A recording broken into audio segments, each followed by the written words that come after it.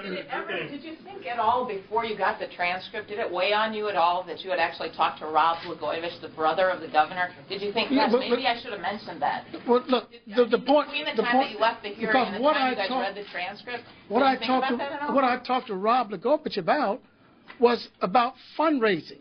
And I'd advised to him that I couldn't do it, so there was nothing there to talk about. I told him... You didn't think back to that question in your own mind? Wasn't that weighing on you a little, that you had been asking? Now you're trying to see what's in my mind. The answer is no. It was not in my mind. It didn't dawn on you until you got the transcript. Right. Wasn't that the whole point of bringing you as a witness before the inauguration committee? The impeachment committee? Impeachment committee, rather? Was what?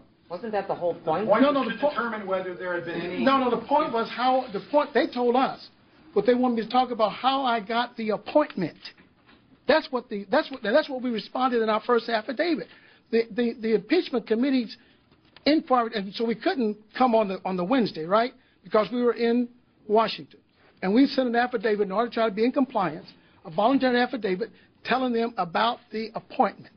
No contact was made in reference to the appointment. So we go to the impeachment committee ready to talk about the appointment. And then the Republicans, who I say probably want to be partisan and political here, open this thing up about who did you talk to when. And I had to start thinking about who I had talked to when. And that's the reason why, some of this was coming back to me. But I said, well, yes, I talked to, at the fundraiser of Blagojevich in May and June or July, I don't know exactly when it was, I went up to Doug Schofield and said, Doug, put a good word in for the governor for me because I'm interested in the Senate seat if Barack win. I saw Doug Schofield, is it Doug? Yeah. Is it Doug? Schofield at the same fundraiser. I said, Doug, keep in mind, I'm interested in the Senate seat. So that happened at the fundraiser. And so all of this process happened, and I talked to John Harris. It was in reference to my nephew, who, was being interviewed for a job, and I was given a reference to John Harris about my nephew, and I asked John Harris one question. I said, is there any action on the Senate seat? You know what his answer was? No. I mean, that was all with John Harris. So all your years in politics, Senator, all your years in politics here, you just asked all these people connected to the governor just these one question, and nothing goes beyond that. And nobody was talking. That's when I got on the phone and I called the labor leader. I called Ed Smith on a Saturday. I said, Ed, you're close to the governor. Can you find out what's happening with the Senate seat? He said, oh, yeah, Roland, I'll check on that. Guess what? Ed never got back to me. I don't know whether Ed checked on it or not. You would say that these are not, as some would call it, lies of omission on your part, rather omissions on the part of those asking you these questions under oath? Absolutely. I mean, if they had asked me these specific, because I'm pretty sure that it was Durkin who mentioned Lon Monk, and that's when I responded to Lon Monk. If he had said Rob Blagojevich, no. Well, wait a minute, hold it. See, now you all want to put your spin on this. But you got to look at what was happening. He stopped it, and we went into a whole different direction. He didn't say, now what about Rob Blagojevich? He gave 6 or 7 names all at once, and then we started talking about Lon Monk from what I recall. No, he said any individual closely related to the governor. Rob Blagojevich is his brother. Closely related to the governor. And the rest of it, keep going. Read. No. Read. There it is, Senator. Did you talk to any members of the governor's staff or anyone closely related to the governor, including with family members or any lobbyists connected with him, including, let me throw out some names. Yeah. John Harris, Rob Blagojevich, Doug Schofield, right. Bob Greenlee, Lon Monk, John Wyma. Did you talk to anybody who was associated with the governor about your desire to seek the appointment prior to the governor's arrest? And what was my answer? Read my answer. Read my answer. The answer is yes, and then you mentioned one of those 6. No. Come on.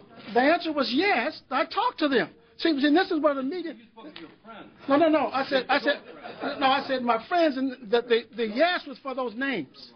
The yes was for the names. Please, media people, you all do the yes response. I said I talked to my friends, and yes, the yes was for all of those names. And so then he raised a question about Lon Monk. And that's how we got on Monk. And he didn't go back to Blagojevich after we talked about Monk. Specifically about the governor's staff. And you only said Lon Monk. No, he raised a question on Lon Monk. That's what prompted us to say Lon Monk. I wouldn't. No, he said, did you speak to any one of the governor's staff or any of those individuals closely related to the governor? Then you should find the long having a meeting with Longmont about my partner and I trying to get continued business, and I did bring it up. It must have been in September, maybe it was July 08, and you know. He did. He took me in a different direction. So when you said my friends, you meant Rod Blagojevich? No. I meant the people. Yeah. If you look at page 99, I was in my classmates call. People were calling the governor's office. I talked to my friend in Somerset, New Jersey. He had sent out 100 emails. And so that's what I meant, my friends, if I talked about the Senate seat.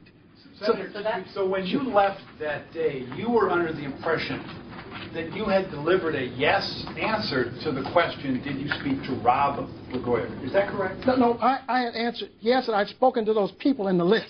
So you were under the impression that you had given them a yes to all the people on that list that Representative Durkin mentioned, right? That's the impression you were under? Yeah, I mean, when I said yes, because I remember some of the names, because I hadn't talked to, what's his name, Green, somebody. I don't even know him. So, but I said yes because I talked to some of those people. That's what the yes was for. Yes, except for Greenlee. I didn't know Greenlee. Nobody going to try to question why wouldn't I say? The answer was yes. Wouldn't it have been better to say yes to these people, no to these people, to delineate which people? Now you're using hindsight and second guessing. Senator, today. Because when we looked at the transcript, I had talked to these people and it was not in the testimony. But you seem to think that was a full answer then, so why change it now? No. Change what? I haven't changed anything. Nothing changed. Senator, today Cross and Durkin have said that they want the matter to go to the Sangamon County State's Attorney's Office to investigate whether you committed perjury. How do you respond to that? Well, do you welcome an investigation? Do you? The facts are here, and if you all report this correctly, this is no story. If you all report this correctly, this is the end of it, because there are no inconsistencies here. It's the information that went out through the media that's half reported, not done your research, and then you end up giving information that will cause somebody to say something got to go to some grand jury. And the Republicans are going to try to make political hay out of this because they're trying to deal with the seat. That doesn't answer the question. If the Sangamon State's Attorney's Office is going to investigate this, do you welcome the investigation? Do you think it'll support what you're saying? Any investigation will support what I'm saying because those are the facts. And the facts will speak for themselves. The facts speak for themselves, and we're going to end this right. Have you had any conversations with Senate leaders about what's going on? Yes, I've talked with Durbin. What are they telling you? I've talked with Durbin and Reed, and they understand what's going on. They understand what's going on. Absolutely. I'm sorry. When your original affidavit spoke about contacts that said there were no contacts, said no contacts by you or your representative. Now, have you since gone back and found out if there were contacts by your representatives with the governor's people? Mr. Labette, for instance, did he talk to these same people that now you tell us you talked to that we didn't know about for all this time? Brown, I don't know what you're talking about. Your contacts regarding my appointment. That's right. The affidavit was my contacts regarding my appointment to the United States Senate. I mean, that's what my affidavit said because that's what they told us they wanted us to respond to. Did I have any contacts? So now that you've told us some more contacts that we didn't understand. I more contacts. I don't know what Mr. Labette did. You haven't tried to figure that out at this point? No. I mean, what are you talking about, Brown? Mark? You mean you know something I don't know? No, I don't. Oh, well, I wish I did. Well, I mean, as far as the inconsistencies that they may be seeing flying. No, the inconsistencies are coming from you all. The inconsistencies are coming from the press. There are no inconsistencies in my first voluntary affidavit. There are no inconsistencies in my testimony before the impeachment committee, and there are no inconsistencies in the second affidavit that I submitted. None whatsoever. Those are factual. That's the truth, and God knows we shouldn't even be here. Senator, I'll repeat my question. Do you support a state's attorney's investigation in Sangamon County? 355. Next question. He didn't answer the question. He did answer. He did not answer the question. Thank you. Thank you very much.